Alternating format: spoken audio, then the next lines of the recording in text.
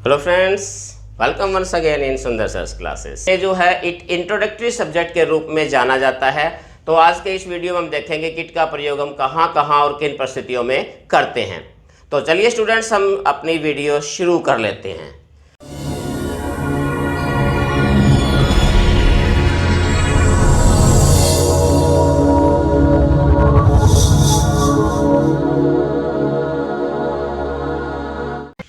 तो बात करते हैं हम सबसे पहले कि इट की यूज क्या क्या है, इट के किसका प्रयोग हमने कहाँ और किन परिस्थितियों में किन चीज़ों के साथ हम करते हैं। इंट्रोडक्टरी सब्जेक्ट कहलाता है ये। इस पर मेरी एक और वीडियो भी जो है इससे पहले भी है, उसमें भी इट के बारे में जो है वो बताया गया है। तो आज इसमें कुछ और चीज़ें जो है, विशेष बातें जो है आप देखिए। सबसे पहला जो हम प्रयोग देखते हैं, इसका यूज क्या है। It is used for non living things, animals, country, babies, यानी कि वो बेबीज जो कि मीन्स बेबी, इन्फेंट और चाइल्ड, जब तक बच्चे का सेक्स डिटर्मिनेशन नहीं होता तब तक की जो स्थिति होती है वो भी हमारा वो जो है एक न्यूट्रल जेंडर के अंदर ही आता है। तो उसके साथ भी हम इट का प्रयोग करते हैं। तो इट का प्रयोग जो है वो जितनी भी नॉन लिविंग थिंग्स हमारी है उनके साथ, इसके अलावा एनिमल्स या कंट्रीज वगैरह के साथ भी हम इनका प्रयोग करते हैं। एग्जाम्पल देख सकते, जैसे India is a big country, it is a democratic country. तो यहाँ इट जो है वो इंडिया के लिए प्रयोग किया गया है। तो इस प्रकार से नॉन लिविंग थिंग्स के लिए या नेम ऑफ कंट्रीज वगैरह इन चीज़ों के एज ए प्रोनाउन के तौर पर हम इसका प्रयोग करते हैं। दूसरा यूज अगर हम इसका देखें, अब इसमें एक चीज़ और है जो नोट करने वाली है, ये ग्रीन से लिखा हुआ, इसको आप नोट कर लीजिए। The plural of it is they. ये ध्यान रखना है, इट का जो प्लूरल होता है वो दे होता है। इस चीज़ का आपने भूलना नहीं है, ध्यान रखना है इस चीज़ का। जैसे हम कह सकते हैं कि India and Sri Lanka are neighboring countries. They are suffering from terrorism. तो दे यहाँ पर इंडिया और श्रीलंका दोनों के लिए, यानी इट के का जो प्लूरल होता है वो दे होता है। इस बात को आपने नहीं भूलना, ये चीज़ आपने ध्यान रखनी है। अगर हम दूसरा रूल देखें इसका कि यूज क्या है इसका, तो इसका है it is used for time, weather, temperature, distance, natural incidents. तो इन चीज़ों के लिए हम इट का प्रयोग करते हैं। ध्यान रखना है, वेदर के लिए डे, टाइम, ईयर, इन चीज़ों के लिए हम सीजन्स वगैरह है, इन सब चीज़ों के लिए हम यूज़ करते हैं इट का as a introductory subject. It का अपने आप में कोई अर्थ नहीं होता, डमी सब्जेक्ट होता है, ये वैकेंट, एम्प्टी होता है, बट फिर भी जो है ये एज ए इंट्रोडक्शन के काम आता है। एग्जाम्पल में जैसे it is March, it is winter, it is Monday today. तो इस प्रकार से, या टाइम के लिए वो इट इज़ 9 o'clock। तो जो भी है it is winter, it is season, season के नाम के साथ। तो इस प्रकार से हमने इट का प्रयोग करना है इन चीज़ों के साथ। अगला अगर हम यूज देखें, in place of clauses, gerund and clause. Clauses के साथ हम एक ही चीज कह सकते हैं कि क्लॉज के साथ और जीरन के साथ भी हम इसका प्रयोग, यानी इन्फिनिटिव्स कह सकते हैं। इन्फिनिटिव्स के साथ हम इसका प्रयोग जो है वो कर सकते हैं। हम इट का प्रयोग कैसे, जैसे it is easy to solve it, तो यहां पर एज ए सब्जेक्ट। या और देख सकते हैं, it is said that virtue is unrewarded. तो यहां हमने एक क्लॉज के लिए, एक जो क्लॉज है हमारे पास, इट इज सेड, जैसे हमारे पास ये क्लॉज है, या इजी टू जो है ये हमारे पास है, इट इज इजी टू। तो क्लॉज, जीरन या फिर इन्फिनिटिव के साथ भी हम इट का प्रयोग करते हैं इस परिस्थितियों में। It is time to, it is easy to, it is enough to. तो यहां हम इन्फिनिटिव्स के साथ भी टू को एज इंट्रोडक्टरी सब्जेक्ट यूज करते हैं, सॉरी इट को। इसके बाद अगर हम to emphasis noun and pronoun as subject of a sentence. कई बार क्या होता है कि किसी सेंटेंस में जो हमारा सब्जेक्ट होता है, सब्जेक्ट को एम्फसिस करने के लिए, उस पर दबाव डालने के लिए, किसी चीज़ को हाईलाइट करने के लिए भी हम इट का प्रयोग कर लेते हैं एज ए सब्जेक्ट के तौर पे। जैसे कैसे, it is he, it is he. यहाँ हमने ही जो सब्जेक्ट हमारे, ही के ऊपर हमने जो प्रोनाउन ही, उस पर हमने क्या एम्फसिस किया है, उस पर दबाव डाला, उस पर हमने हाईलाइट किया उसको। हु कमिटेड द क्राइम, ये वो था, यानी वह। तो it is I, it is I, it is he. और इस चीज का ये भी ध्यान रखना, अभी जैसे हमने पिछले वीडियो में मैंने आपको प्रोनाउंस के बारे में बताया था, उसके अंदर भी ये चीज का ध्यान रखना है कि जब भी कभी आई, इट को अगर सब्जेक्ट के रूप में लेते हो तो इसके बाद जो आप प्रोनाउन करेंगे उसका सब्जेक्टिव केस ही आता है, ये ध्यान रखना है। कई बार अक्सर हम गलती कर लेते हैं, it is me, it is my self, तो ये ध्यान रखना है इसमें। तो यहाँ इट के बाद हमेशा सब्जेक्टिव केस ही आता है प्रोनाउन का। तो यहाँ जाए it is he who committed the crime.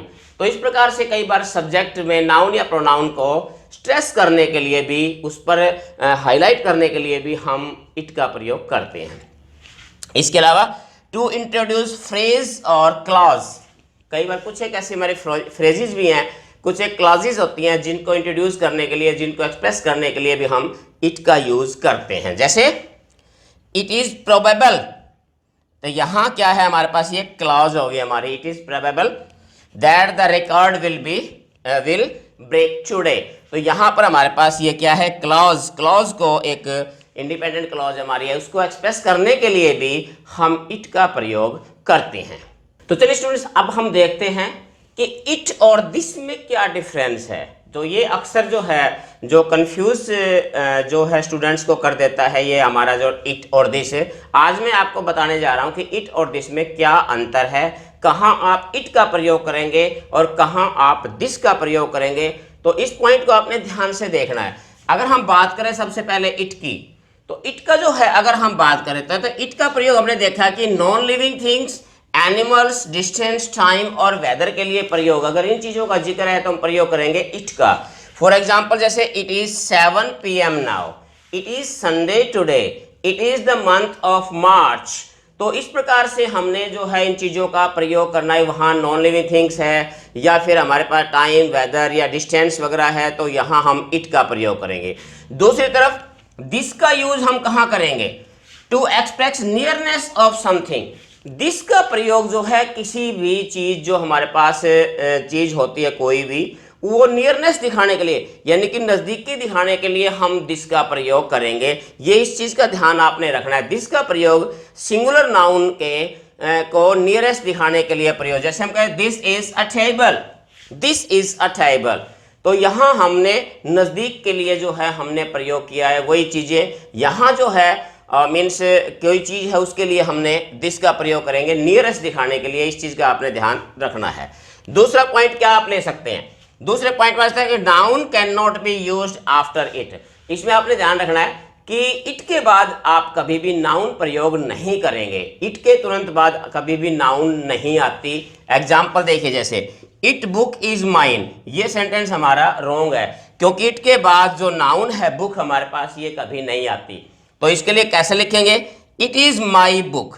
तो यहाँ हम प्रयोग ये कर सकते हैं कि सॉरी बुक जो हमारे पास है ये बाद में आ सकती है, इट के तुरंत बाद बुक यानी जो नाउन है वो नहीं प्रयोग की जा सकती। लेकिन जो दिस होता है इसमें जो है वो दिस के बाद आप नाउन प्रयोग कर सकते हैं, यानी कि दिस के बाद नाउन का प्रयोग किया जा सकता है। जैसे दिस बुक इज माइन, तो दिस आ गया, दिस के बाद हमारे पास ये नाउन आ गया बुक, तो यहां हम प्रयोग कर सकते हैं। दिस पेन इज योर्स, तो यहां हमने प्रयोग कर सकते हैं। दिस के तुरंत बाद आप नाउन प्रयोग कर सकते हैं, इट के तुरंत बाद नाउन का प्रयोग नहीं करेंगे। ये भी इन दोनों में अंतर है। अगला अंतर देखिए, इट का यूज किया जाता है pronoun for singular non living things या बेबीज। मैंने आपको बताया कि कोई भी सिंगुलर नॉन लिविंग थिंग्स है या फिर बेबीज है, उनके लिए हम इट का प्रयोग करते हैं। Just like it is a beautiful, it is a beautiful building, ये नॉन लिविंग थिंग है बिल्डिंग, तो उसके लिए हम प्रयोग करेंगे, इट का प्रयोग करेंगे। नेक्स्ट में use two point out singular nouns nearest, यहां हम प्रयोग करते हैं, दिस का प्रयोग करते हैं सिंगुलर नाउन के लिए नियरेस्ट दिखाने के लिए। Just like this boy is very intelligent, this boy means that boy is near to us, यानी कि वो लड़का हमारे बाकी के मुकाबले नजदीक है। तो नियरेस्ट सिंगुलर, ध्यान रखना है कि सिंगुलर के साथ, यानी ये चीज का अपने ध्यान रखना है कि चाहे इट है चाहे दिस है, दोनों ही एक चीज उन दोनों में कॉमन है। वो क्या कि इट और दिस दोनों ही सिंगुलर नाउन के साथ प्रयोग की जाती हैं। ये चीज तो एक कॉमन पॉइंट है दिस और इट में। बाकी जो अंतर है मैंने आपको विशेष तौर पे बता दिया कि इट और दिस में क्या अंतर है, क्योंकि इट और दिस के चक्कर में जो बहुत सारे स्टूडेंट जो है वो कंफ्यूज हो जाते हैं कि यहाँ इट आएगा या दिस आएगा।